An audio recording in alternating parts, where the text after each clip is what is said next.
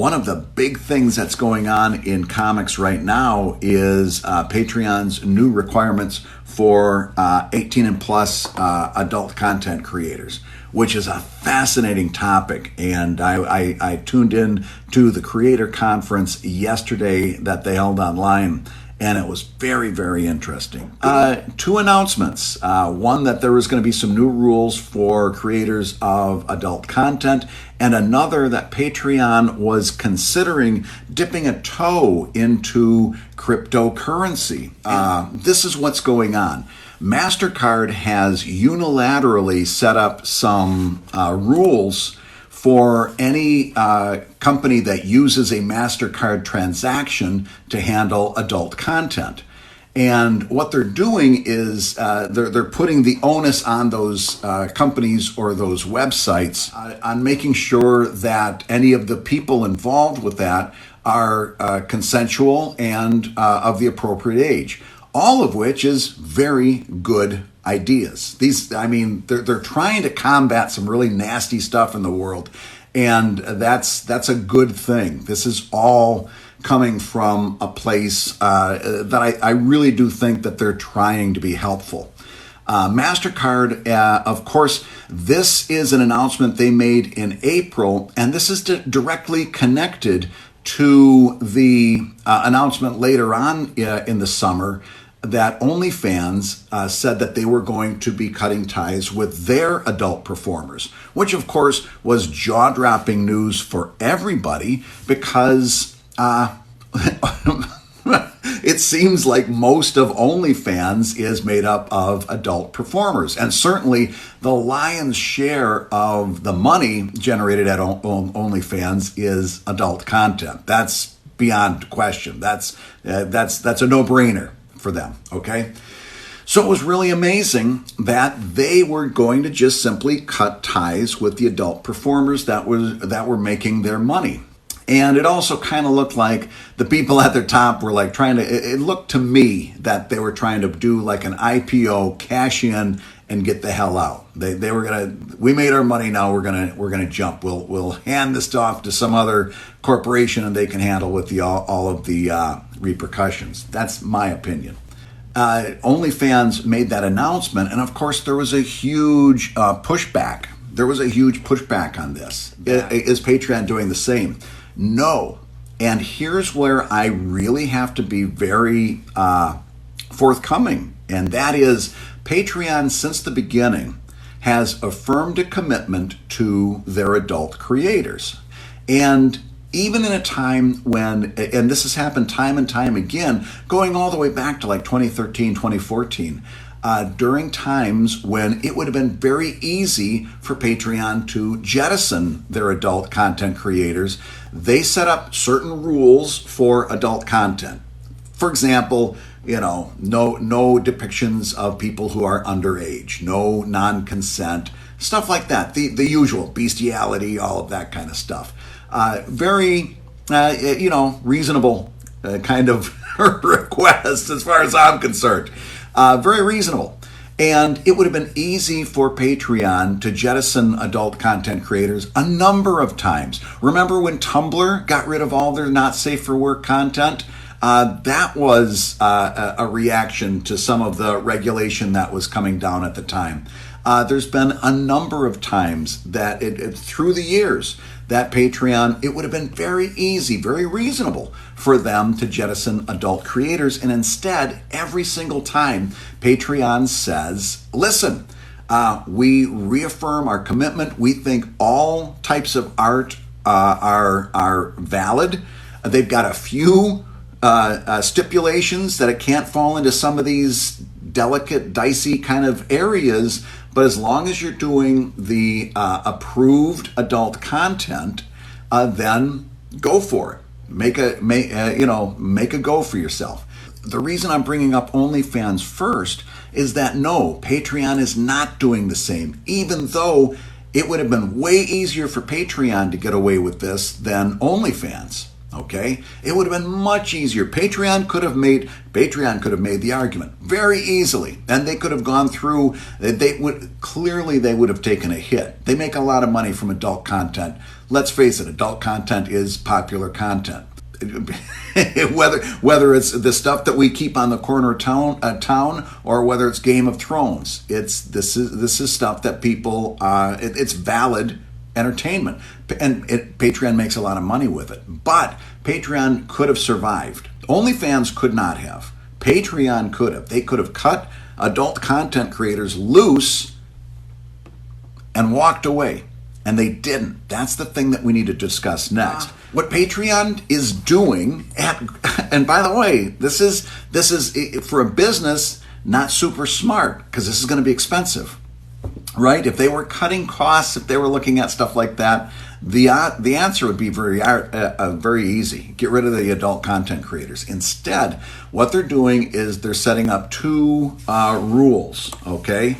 And I'll just go through them. I've got them. This is a post here for my other site, webcomics.com. They have to have consent documentation. Any real people in the adult visual content, that's photos, videos, etc., must be documented as adults who consented to the content's creation and distribution. And this will apply to content created after October 15th, 2021. That's number one. And number two is age and identity verification. A form of government-issued ID is going to have to be uploaded to a third-party software that's going to then verify your identity, and then you can continue to post adult content.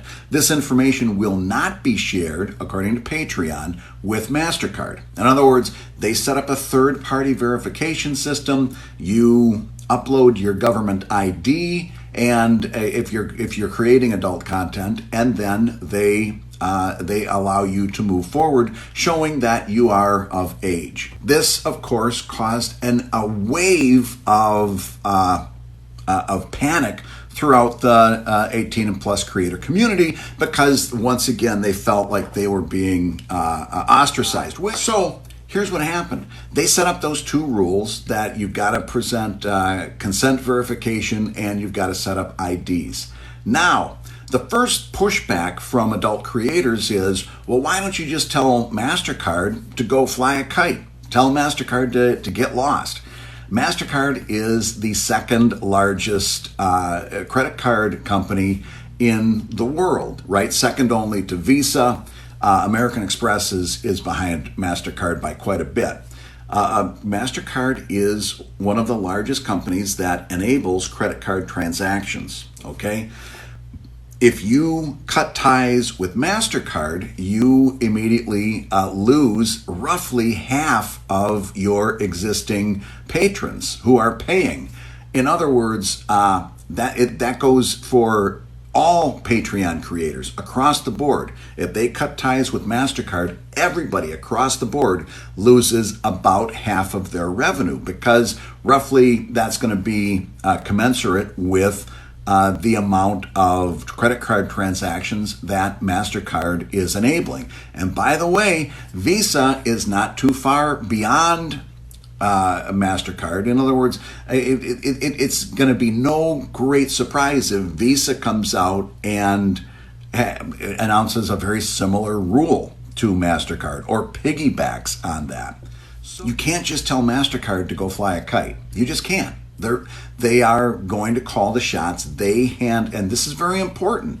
They're part of the banking industry. They're hooked in. They make this stuff happen. This is going to become important down the road, so I want you to pay attention to that. But you can't tell MasterCard to fly a kite. And now, if I have to upload a government-issued ID, am I thrilled about that? No. Of course not. And is there a risk that third party provider gets breached and my information gets leaked? Perhaps. Okay, but every time I do a sponsorship every time I accept sponsorship money for the podcast, every time I've ever done a freelance project, every time I've ever gotten any kind of job, I have to fill out what's known as a W-9 form. And on that W-9, I've got to put my social security number or my EIN, but that's a whole nother story. Usually it's your social security number. I don't feel great about putting my social security number on this document. If it's something I'm emailing, I don't feel great about the fact that I'm emailing that. I don't feel great about the fact that I don't know who's on the other end getting that document. If it's on paper, I don't feel comfortable handing that paper to somebody because 9 chances out of 10, it's somebody I don't know. But I do it because I want to get paid. Do you understand? I have to do it. It's part of this. It's part of the risk of doing business, whether it's adult content or not. It's part of the risk of doing business in this world. There's going to be a certain amount of identity that you're trading on. Okay, every W-9 that you've ever filled out for a freelance project, for a sponsorship, for ad money, for a job, for a part-time job, full-time job, you've had to fill out a W-9. That's not it's not a great feeling. Okay, this is very much the same sort of thing. By the way, like if I'm told at some point, hey, you got to upload a W-9, or I'm sorry, your driver's license. Half of that stuff is publicly available information, other than my actual driver's license number, which I don't know how much that could be used to hurt my identity, and I don't want to find out. But what you got my photo? You got a bad photo I took at the DMV and my address. I'm not that torn up about it. Now, having said that, full stop, because we got to take a pause and note that. I'm a cisgender white man, okay? Of course, I'm not worried about half of these things. I'm not an adult performer, obviously, right? If I fell into one of those communities that get an awful lot of either discrimination or people are looking for reasons to pick a fight with, any of those things, if I was one of those folks, I'd feel much more trepidatious than Brad Geiger does. Okay, if I was, and particularly if I'm a performer. If I'm a performer dealing in that circle, those folks have to deal with an awful lot of very, very creepy stuff. They are going to be protecting their identification very closely, right? Because of course they would. You know, why do you think that many performers are using stage names and things of this nature? That government-issued ID would not have their stage names. That puts them at risk. I totally get it. I understand why, especially if you're a performer, why you'd have some pushback on this and some rather emotional pushback. I totally get it. I don't know that Patreon has a way around this. That what Patreon is saying is that they're going to pick very carefully a third-party provider that is going to guard this information very carefully. The information is never going to go to MasterCard and so on and so forth, right? And by the way, I'm sure that is the case. I have nothing but trust in them. But on one hand, that can be breached. Even we know from experience that can be breached. Number two, I appreciate the fact that they're putting it in the hands of a third party because that third party's entire business, their entire reputation is built on not being breached. And so they're going to protect that extra careful because their reputation as a company depends on it. Would that help me sleep better at night if I was an adult performer? I don't know. I don't know that I can answer that. I don't know that you want an answer about that from me. I'm just telling you what's going on so that you can make up your own mind how you feel about it. Hopefully, I'm doing a good job of giving you all the facts as they line up. That's what's going on with the Patreon decision. They've been put into an impossible situation, right? They cannot tell MasterCard to go fly a kite. They have to play by MasterCard's rules, and MasterCard says that they have to set up these things in place. To make sure that there aren't some very heinous things going on, all of which is understandable. For some artists on Patreon who do adult content, it's just going to be as simple as holding your nose and uploading your government-issued ID. Listen, when I got verified on Twitter, and they said, "Oh, to get verified, we're going to have you. We're going to need you to upload a government issued ID." I tripped over myself to do that. I didn't. I could be just as open to a security breach from Twitter as Patreon. I didn't sit there and ask. I'm like, hey, I'm gonna get the blue check mark. I didn't sit around and ask. I just uploaded it. For right or for wrong, I'm not saying you should live your life that way, but I certainly didn't. I didn't give it a second thought. But there are some people, as I said earlier, that can't make that decision quite as easily as other people, and they've got some valid concerns. I don't know that Patreon is going to be able to address those concerns any better than they're trying already by trying to make sure that this is as safe as possible. I don't know that Patreon's able to do that. And I see a lot of people in the 18 plus creator community saying, well, that's it. I'm going to go over to whatever the Patreon clone is. And there's a number of them. I'll go over here. I'll go over there, blah, blah. They're all going to have to dance to the same tune. If they haven't announced it now, they'll announce it later. They're all going to, because none of them want to not do business with the second largest credit card company on the planet. They can't afford to do that, all right? So Patreon can either lose roughly half of their patrons or play the game, or there is no third choice, unless there is. And this is where it gets very interesting. There may be a third choice. Maybe. I won't say is. There may be a third choice. That's why I think it was no mistake, and I don't know that anybody put two and two together. They also had a second announcement. In this creator meeting, they actually had a second announcement. And that second announcement was that they were going to be dipping a toe into cryptocurrency. Right? Something called creator coins. And this was something that they were going to be pursuing possibly in the future. In other words, when you hear somebody use the phrase floating a trial balloon, that's exactly what I think they were doing. They were saying, hey, you know what? We've got this idea. It would be called creator coins, and it would work like this, and it would be a crypto type of deal. And of course, the immediate pushback is, that sounds like NFTs, and therefore I hate it. And I kind of agree with that initial response. I'm no fan of NFTs. I do not want to get involved in NFTs. It is not the right fit for me. You get to make your own decision on NFTs, but I'm not a fan per se. However, I also made a prediction, and you can go back and check this out in an earlier Comic Lab episode 183, where we talked about 2014 being the most important year for webcomics.